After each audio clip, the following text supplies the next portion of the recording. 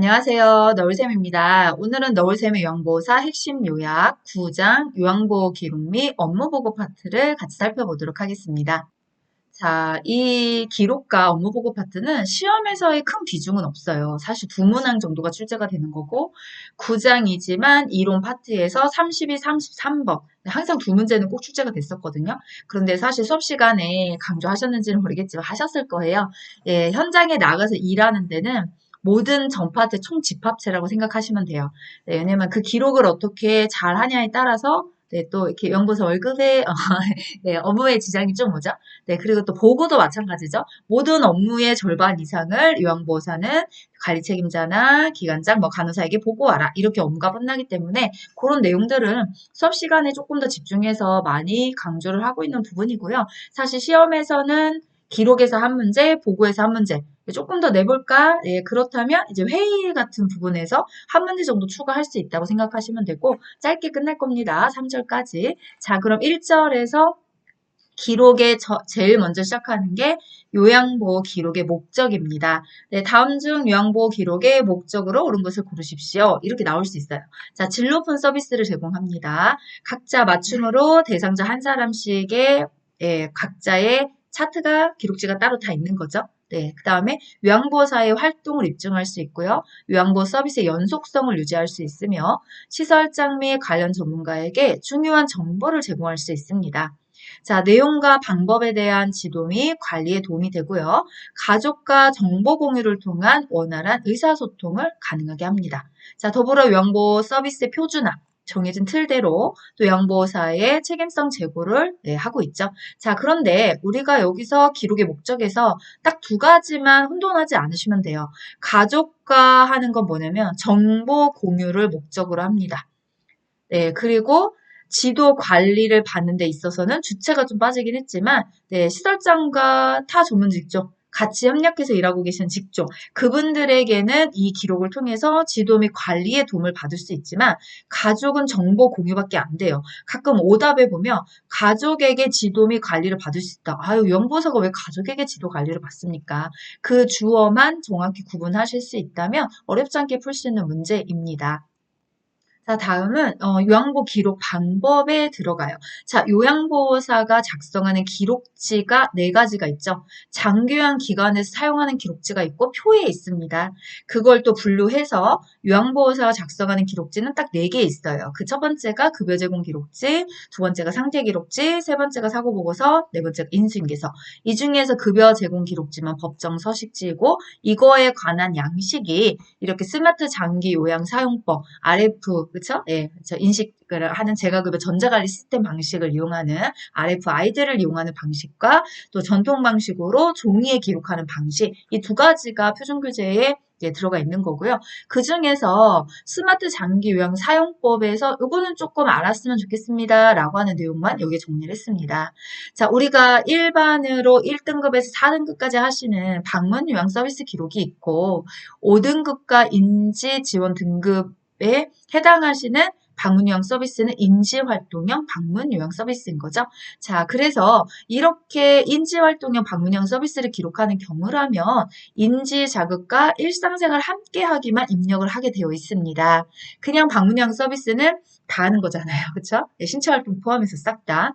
그 다음에 방문 목욕 서비스 기록인 경우에는 차량을 이용하는 경우와 차량을 미이용하는 경우가 있고 차량을 이용하시는 경우라면 차량 번호를 입력하게 되어 있다는 거죠. 자, 목욕은 40번 이상 제공하셔야 되고 무조건 2인 이상의 요원이 목욕을 진행하셔야 됩니다. 자, 1인에 한 번에 작성하는 시간이 있고 또 2인에 작성하는 시간이 있고 그렇죠? 그래서 2인이기 때문에 10분 이내에 이렇게 태그를 진행을 해주시면 됩니다. 자, 다음은 요양보호 기록의 원칙입니다. 원칙. 사실 기록에서 시험 문제 제일 많이 출제하는 건 이 원칙인 것 같아요. 제일 많이 나왔어요. 그래서 이렇게 원론적으로 객관적인 사실을 그대로 기록합니다. 육하원칙을 바탕으로 기록합니다. 과정과 결과를 정확하게 기록합니다. 미루지 않고 그때그때 신속하게 기록합니다. 작성하는 거죠. 또 공식화된 용어를 씁니다. 간단 명료하게 기록합니다.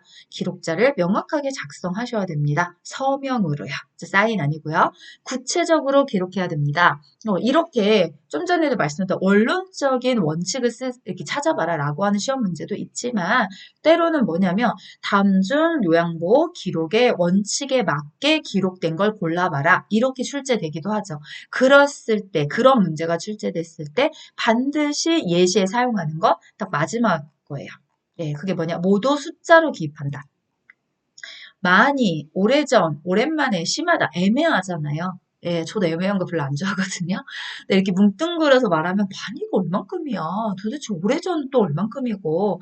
그러나 숫자는 정확해요. 3이면 3, 5면 5, 5가 3보다 크다는 거 다 알고, 그쵸? 10이 3보다 크다는 거 다 알기 때문에 항상 숫자로 기입하시는 거. 그렇게 되어 있는 기록지가 올바른 기록지다. 뭐 예를 들어서 어르신이 오늘 점심을 많이 드셨다.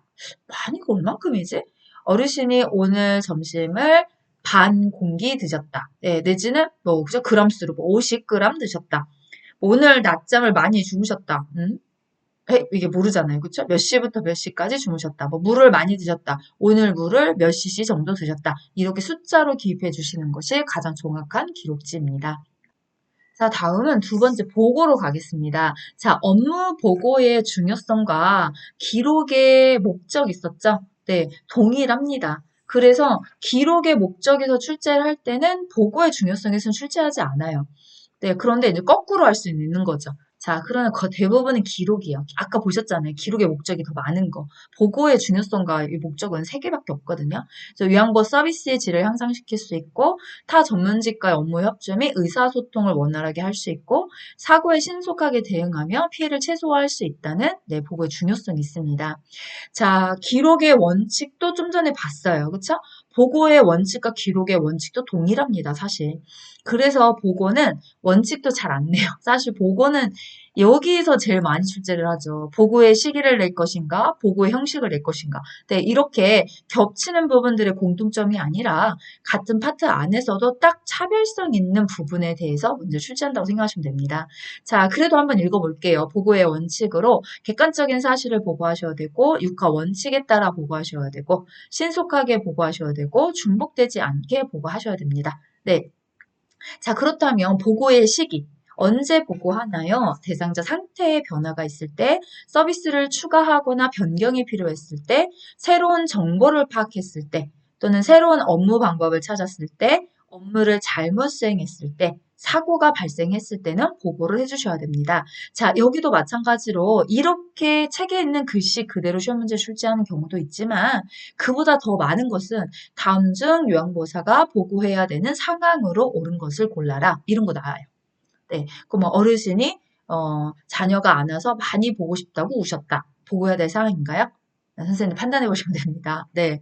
자, 어르신의 방에 자물쇠가 잠겨져 있었다. 보고해야 되는 상황인가요? 그렇죠. 예. 자, 얼핏 봤을 때는 보기 5개가, 이것도 싹 다 보고해야 되는 내용인 것 같은데, 이런 느낌을 들게 하는 문제들이 꽤 많아요. 그랬을 때는 정말 대상자에게 어떤 위험이 갈 만한 상황인 건지, 이거는 꼭 같이 예, 이렇게 센터장에 누가 같이 알아서 해결해야 될 문제인 건지 어르신이 울고 계시는 건 선생님도 충분히 해주실 수 있잖아요. 그쵸? 그러나 자물쇠가 잠겨 있다는 건 간과하고 넘어가시면 안 되는 거죠. 왜냐하면 이거는 학대할 위험성이 있기 때문에 그렇게 상황을 직접적인 걸 보기 5개에다 놓고 골라봐라 라고 했을 때 예, 어느 정도 좀 혼돈이 올 수 있겠지만 그런 부분에 대한 기준은 좀 명확하셔야 된다라고 생각하는 거고요. 자, 그 다음에 보고의 형식이 3가지가 있습니다. 구두보고, 서면보고, 전산망보고 이렇게 나눠져 있고요. 상황이 급하거나 가벼울 때 취해주는 보고가 구두보고죠. 신속하게 보고할 수 있다는 장점은 있어요. 대신에 정확한 기록을 남길 수 없다는 단점이 있고요. 자, 그거에 반해서 서면 보고는 구두 보고와 반대예요. 숫자나 지표가 필요할 때 또는 자료를 보존할 때 사용하는 보고의 방법이고, 자, 반대로 정확한 기록을 남길 수 있다는 장점은 있어요. 그런데 써서 작성을 해서 보고를 해야 되기 때문에 신속하게 보고할 수 없다는 단점이 있겠죠? 자, 그럼 구두 보고와 서면 보고의 2개의 모든 단점을 보완해 주는 것이 있다. 그것이 바로 뭐냐면 전산망 보고입니다. 능숙하게 사용할 수 있다면 시간을 절약할 수 있고 실시간으로 보고가 가능하기 때문에 전산만 보고 예전에야 핸드폰이 없었을 때 이메일 보고밖에 안 됐지만 지금은 우리가 걸어 다니는 이 노트북, 인터넷을 핸드폰 소나기에 다 놓고 다니시잖아요. 그래서 문자 보고나 카톡 보고로 이 전산만 보고를 활용하시면 충분히 구두 보고와 서면 보고의 단점을 보완하실 수 있습니다. 자, 이제 마지막으로 3절은 사례관리 지원과 업무 회의예요. 이 사례관리와 협업에 관한 내용들도 신설 파트라고 생각을 하시면 되고요. 출제할 수도 있기는 해요. 저도 제 문제집에는 출제했으니까 진짜 빠지지 않고 곳곳에서 문제를 출제했거든요. 네. 그래서 이 사례관리 과정이다. 예, 이 사례관리 안에 요양보호사가 어떤 역할을 하냐. 제가 요점 정리는 얘만 딱 넣었어요. 왜냐면 그 내용 전체를 쭉 보면 정말 좋은 회의이기는 해요. 관리 방법이기도 하고. 그런데 이제 그 안에서 요양보호사로서 우리가 해줘야 될 게 어떤 것이냐 이렇게 했을 때 사례회의에 참석 반드시 하셔야 되고요. 수급자의 주된 욕구 사정 결과를 전달받고 네, 수급자가 원하시는 거, 난 이런 서비스를 받고 싶습니다. 이렇게 이제 욕구를 표현하시잖아요. 그럼 그런 결과를 좀 전달받고 또 수급자 욕구에 따른 급여 제공 계획을 작성하기 위한 과정이죠. 이 과정에 참석하셔서 그 내용을 듣고 그 욕구에 따라서 어떻게 서비스를 진행할 건가 이런 부분들을 함께 논의해 가는 과정이 사례관리 지원이잖아요. 자, 이제 또 시험 문제 출제하게 되면 요 회의는 종종 출제해요. 사례회의냐 원래회의냐 두 개밖에 없어요. 다른 회의는 그냥 오답을 만들어내기 위해서 억지스럽게 만든 회의 양식이다, 회의의 내용이다라고 생각하시면 되고, 일단은 두 가지를 분류하실 때, 자, 주어를 잘 판단해 보시면 돼요.